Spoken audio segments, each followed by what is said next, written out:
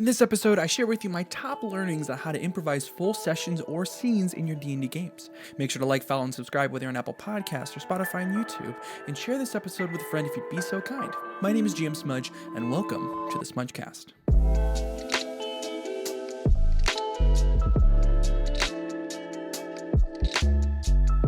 What's up, everyone, whenever or wherever you are, and this is going to be a fun chat because I'm going to share with you a story. It's a very vivid story for me in my second year-long campaign that I ran, and it's a memory that begins with, oh shit, they figured it out. What am I going to do? But it has to do really with my players at the time forcing my hand because one player was brilliant in the moment and really forcing my hand, meaning like they knew what they were trying to do and I just wasn't prepared because I'm an idiot as a GM sometimes. And then I had to improvise an entire session, literally an entire full 3+ hour session when I had a full session prepared. But hands down to this day, this whole full session that I remember all the details of, and I still talk to my players about and all my friends about, which to this day, they've even said it was one of their favorite sessions. So now, I don't know about you, but not everyone grew up improvising and doing improv in clubs or theaters or with local teams. So it can be really hard for most, I would think. But I was really fortunate enough when I was in high school to have been a part of an improv team all 4 years, plus and then some other jobs that required me to be in front of people, on my toes, witty, etc. And then when I first started playing D&D, it was with my one friend who I did improv with. So it was like this seamless transition for me. And all the sessions we did were pure improv. Literally, like we were improvising like interesting stories and silly characters, and it was not about rules at all. There was like barely any rules involved whatsoever, and it was literally just him and I. We had a couple friends that jumped in here and there, but overall it was just him and I being silly in his kitchen. Now, there's no handbook for improv in D&D. Like, there's no manual. There's no true inspiration for improv in and of itself, because there really can't be. I think there are key aspects to improv that once you learn will benefit you greatly, which is exactly what I want to share with you today. Now, this is 100% for the whole table. Players and GMs both need to learn how to improv a bit, but usually we believe the scale only leans kind of like falls on the GM, but players, we have a lot at stake in our games, and the more that we can improv, learn how to improv, get quick on our toes with decision making, the more enjoyable of a story that we all can have. So in a way, players have a way more difficult job. You know, they don't have any prep. Really, GMs, they get all the prep. They have as much prep as they desire in the amount of time that they have for the next session. But players, we're improvising the entire time, Yet either way, both sides gotta grow. We gotta learn how to improv a bit for the sake of the game and the story. So I'm gonna share with you the whole story of what occurred that evening in my kitchen, 30 sessions in, with a group of 5 players and 1 NPC, which was like my character that was in the group, kind of a moral compass and support in some ways. And then we'll break down some improv elements that we can take away from. So here we go. Essentially, the party was in a town called Black Pit, where they believed the second summoning ritual was going to happen to bring back some master from the dead. This was the sort of dead sorcerer that was capable of amalgamation magic, which for my world is the combination of multiple magics. So they're in Black Pit, and they knew the main clock tower had something to do with what was going on. The tower was directly adjacent and connected to the mountain hovering over the small town. And now my whole story that they were going to play was having them figure out a way to enter in the tower, even though it was broken down, boarded up, and the town said it was getting fixed. And so really it was on lockdown. Now, what the party talked about within their plan, I thought that, they were just going to go spy on the mayor at one point and just kind of go talk to the mayor because they couldn't enter into the specific lockdown tower. And so as the GM, I planned a whole session revolving around them going to talk to said mayor to try to get some keys to open up a way to get into the tower, etc. Or maybe even getting past some of the guards. I can't remember if that was true or not, but I remember building out something like that, some fights that were in silence, some skill checks that revolved around stealth and quick action with an interrogation scene for said mayor, but then that didn't happen. What ended up sort of kind of happening is that we get started, and one of the players goes, before morning comes, can we all wake up early and kind of inspect the tower? And I'm like, okay, sure, whatever, right? It's all locked up. I remind them, blah, blah, blah. Then they get there, and right before I'm about to be like, this door's locked and all that jazz, he goes, I cast knock on it. And I go, I don't know what that is. What's that spell? And he proceeds to read, choose an object that you can see within range. The object can be a door, a box, a chest, a set of manacles, a padlock, or another object that contains a mundane or magical means that prevents access. A target that is held shut by a mundane lock, or that is stuck or barred because becomes unlocked, unstuck, or unbarred. My jaw drops. Like I knew that the door was magically locked on my side and that there was some kind of abjuration, necrotic magic that was keeping it shut. Again, that amalgamation magic, which is why it would take more than just trying than to normally unlock it. But I was totally taken back, and then I stupidly made them have to open up the door in a weird way with them trying to grab the keyhole and shimmying the door open, and I was like, oh no, this is going to get crazy. And in my notes, behind I had it said that behind the clock tower and in the mountain was where the ritual was going to happen, but not yet. So at that point, I had to begin the most improvised 3 hours I could think of. So now, I won't bore you with every detail, but I do kind of want to hit on a little bit of some of the moments that did occur. And so I was thinking in that moment, if I were a player, what would be so fun and crazy to happen? Now, since I've had a background in improv, I knew that I had to create a dynamic character for them to face with direct actions, make sure that its goal were to stop the players from finding out more about what's happening, namely the ritual, give them simple answers to any of the questions that they had, to not say no too much or at all, invite them with a unique situation or a couple situations, and trust my gut and know if something did come up that I had to improv and didn't make sense, that I'd be able to justify it later, which 100% happened, by the way. So they get in and they inspect it all inside this tower. I knew I wanted it to be 4 stories or for 4 levels in my head, which gave me a recipe for 4 areas of the tower to improv. Bottom level showed crates of Warforged tech and disguise kits. Second level were random crates and additional ladders going up. However, they got to level 3 and there were 3 Warforged that were quote unquote off, so to speak, but were set there for protecting the tower. Again, I'm just thinking about this all in my head. What would I want as a player and what would be interesting? But they ended up waking up those Warforged and they fought and did some kind of crazy stuff like punching a hole in the wall of the tower. I even grabbed some of my terrain quickly and their minis to build a small battle board. So all 3 get destroyed and one gets thrown out of the previous hole in the wall and drops to the snow, the Warforged character. And they get to the top. Now, at that point, they get to the top and there's a massive bell and gears, which at that point, when they get to the top, they notice the clocks are all broken. And not only were they just a little bit broken, they ended up doing more inspection and said, well, it actually, instead of them just being broken, they were just off, right? So it just made it to look like they were broken. So there was this power source that was missing, which was the main object that they were looking for as well. So at this point, I'm like, what now? They got to the top, they noticed that this clock was here, that it shouldn't have been really broken, it's just sort of off, and I thought, what would be the last thing as a player I'd want to happen if someone was sneaking around something, or if I was sneaking around something I shouldn't be? Then I think, well, if I'm not supposed to be here, then someone entering would provide an anticipation and the players would have to hide or do something to not be seen. So someone then enters from below through the mountain, a secret entrance. And at that time, I believe I had 2 figures. One was a blackened cloaked skeleton mask figure, and then a smoky form appears and moves slowly up the levels to the party. And the party is totally freaking out, trying to navigate what the hell is happening. And then the smoke enters, and I'm like, well, smoke could enter someone and maybe possess them.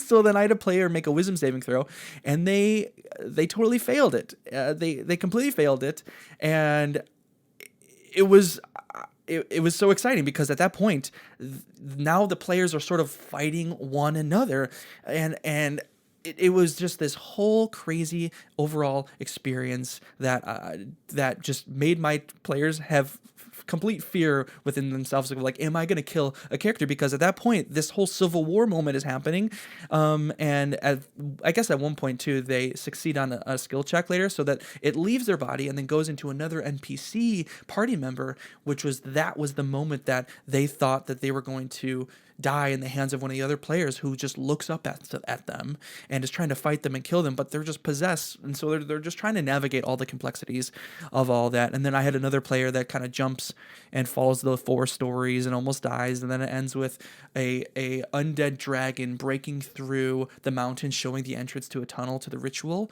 It picks up the Warforge on the ground, holding a giant green gem, which is the same power source that they were basically looking for, which was the power source that probably was in the clock tower, and ends up flying off. That was a lot, but it was so cool. It was such a blast, and it was something that it was truly for us to remember forever. Again, sorry that was a lot, but there was honestly so much more that even happened, and it all worked out, and it matched the story. Now, that doesn't always happen, but after thinking much about it, there were a lot of good things and some bad, that I had to fix later. But a small lesson, though, for me is in all of this is to really know my character stuff. I know that as a GM, it can be a lot, and you're trying to juggle so much, but truly to navigate your character stuff and understanding who they are, what they are, their race, their class, all their features, etc., is going to be something that's going to be overall in the long run very beneficial. But this was a challenging moment that made me a better GM, so thank you, said character.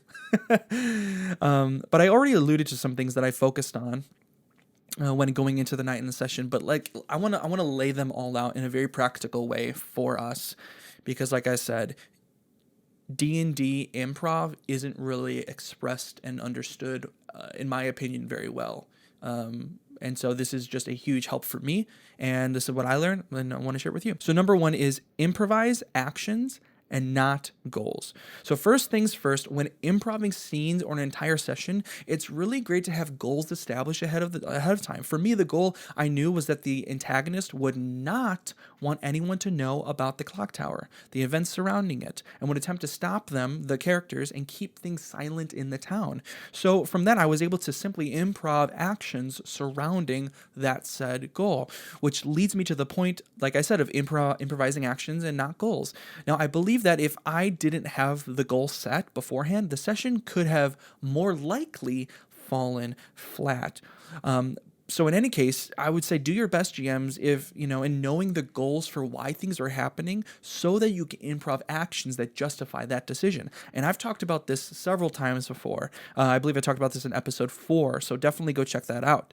But I'd encourage you to really think through the antagonist goals before even getting into the session, every single time, even before the campaign starts, understanding the antagonist goals, their motives, and break that down for the sessions to come, with options for you to implement and how to improvise then the actions that they would do with those specific goals.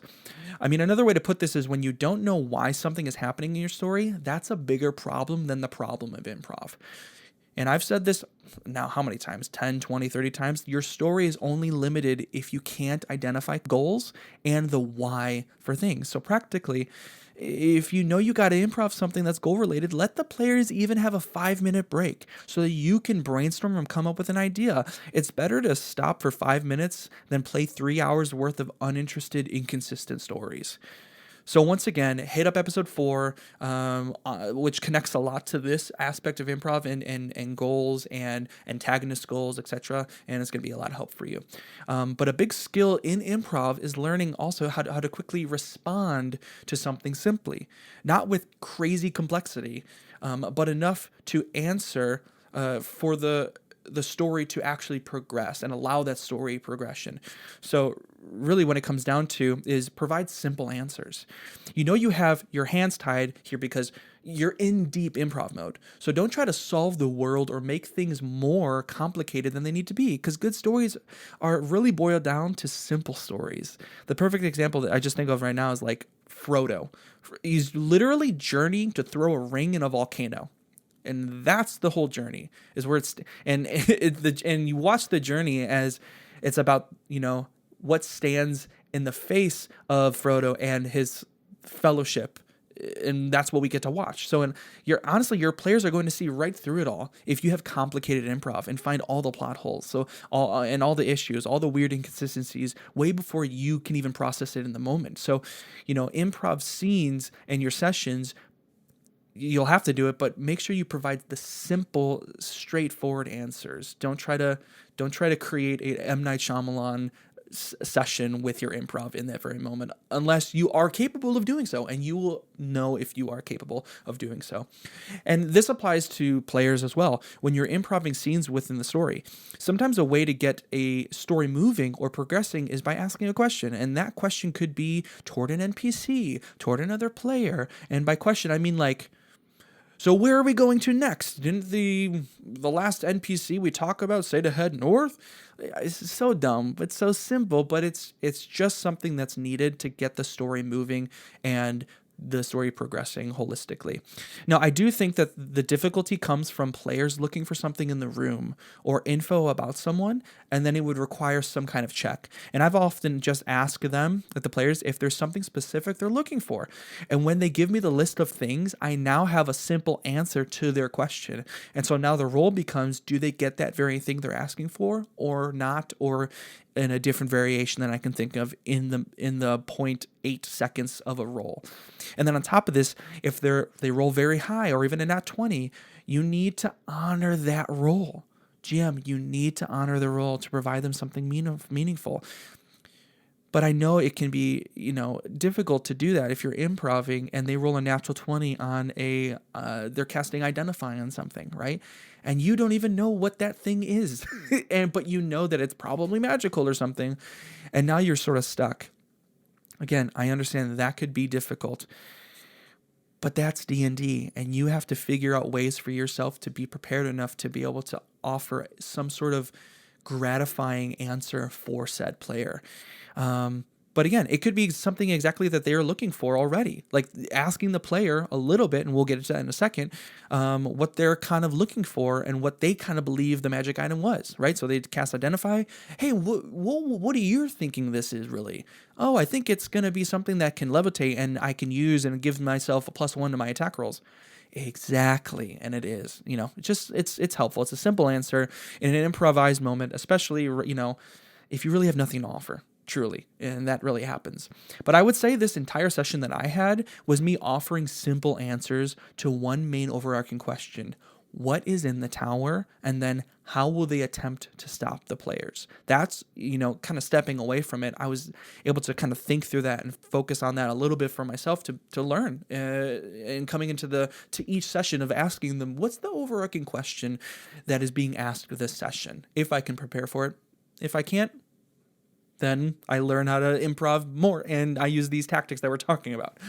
But the best way to gauge if your improv feels quote-unquote enough for the story or for the moment is to ask yourself, how complete does this feel right now, and how is it pacing? Because if it doesn't feel like things are coming along, it feels long and complicated, or inconsistent answers are being given, or it feels very slow and static, then I would say to push things forward even more if you can, because when people improv, they tend to end up with like deer in the headlights, and everything stops or slows down. So it's important to first know that your improv moments or scenes will more likely slow down, which helps knowing that, because you'll become more hyper aware of it so that it doesn't happen as much. So in the end, if you can offer simplicity to your story as a GM, live inside the options that players give you or already when you ask them, and let the dice offer the end result, then your improv moment or moments will more likely stay consistent and hopefully easier overall. Now, number 3 in this is huge. This is probably one of the biggest things for me, and especially in improv, if you've seen it in a TV show or if you've gone to a comedy club or whatever, is this whole idea of yes and. And this is fundamentally, the rule, like I said, that only generates moving and progressive moments and stories. And to improv and say no is the same as killing the scene, the moment, the story, or the session. And now I'm sure you, GM, are thinking, well, if I say yes to everything, then my players would do whatever they want and things wouldn't, make sense, or things will feel too OP. And I would say, no. I would say, I say yes to my players in game way more than I say no. And the no only ever comes to depending on the role, not because I don't have the idea, or it doesn't make sense in my opinion, or any other reason, right? Like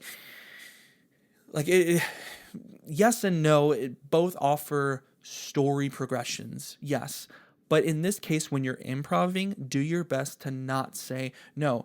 Yeah, like I said, they help progress the story further, or not to keep it moving at times, which is no, the word no when you're saying that. But responding with yes and no are both viable options depending on the story or whether the players, where they're at.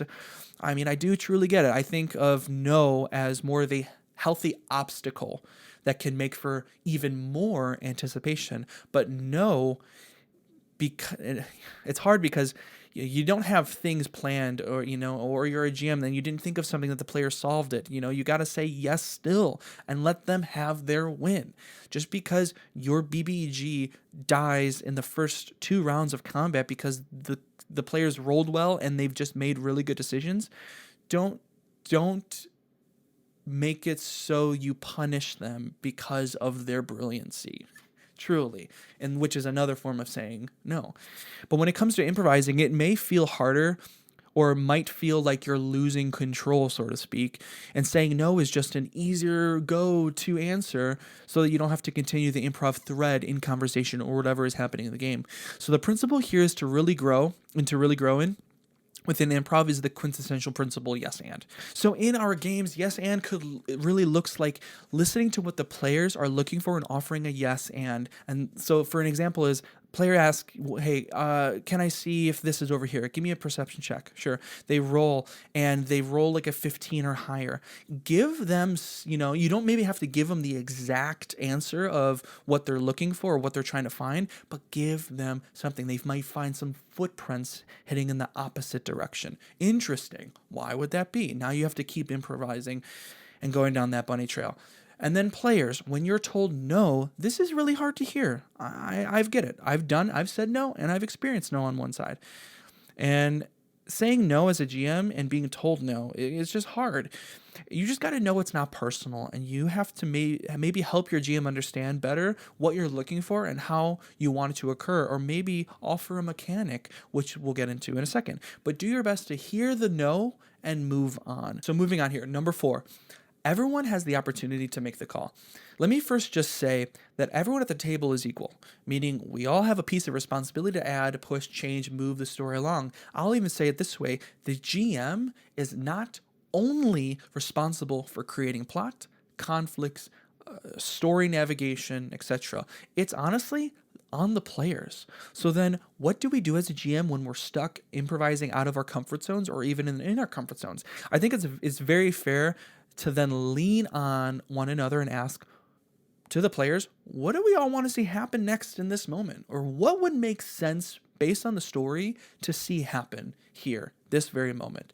Everyone should get the opportunity to make the call, whether it's on a rule or a moment in the story. Now, I'm not saying every moment. I'm just saying in light of deep improvised moments or strategic moments in the story, the GM could ask the group how or what do they want to see happen next, and then try to weave it in. Or maybe you're on break and you're asking the party, hey, what do we want to see happen next? And then try to weave it in, like I said.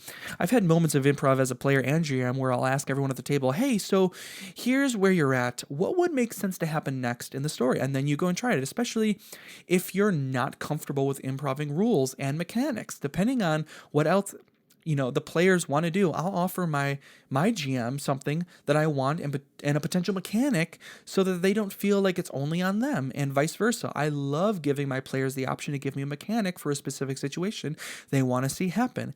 And this is just another element or another way to say yes and.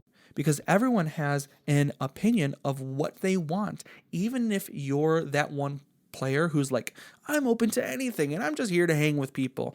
If that's you, I would actually ask you to be more helpful and give options to help move the story along. So GMs, allow your table to improv with you, even if it feels a little robotic or it takes away from the moment, and let the table create what's happening and then go off of that. And players, offer the GM support when you can see that things are going nowhere, or when they do ask for options on story and ruling. give it. Please be supportive. Continuing on here. Number 5 is really trust your gut now and then find a better answer later. The great thing about D&D is that it's not like a movie where it needs to be done and complete in one sitting. However, it feels like a movie when we play it, when we do sit. So D&D has time in between sessions. So it's okay to provide an answer, which in the back of your mind, you're thinking, that contradicts everything so far. I have no idea how this is going to make sense moving forward. That's completely okay. You have time to just justify it later and come back to the party with the greatest story explanation ever. So when you're improvising a scene or a full session, trust your gut, your instincts as a GM and your instincts as a player. GMs, you know your world.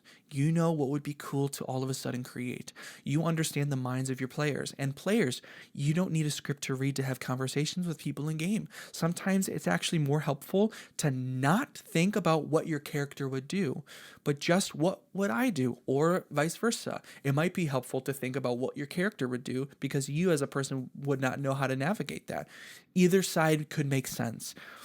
Or, what's everyone doing in this moment? That could help generate some things for you to move forward to and improv overall decisions to make, right?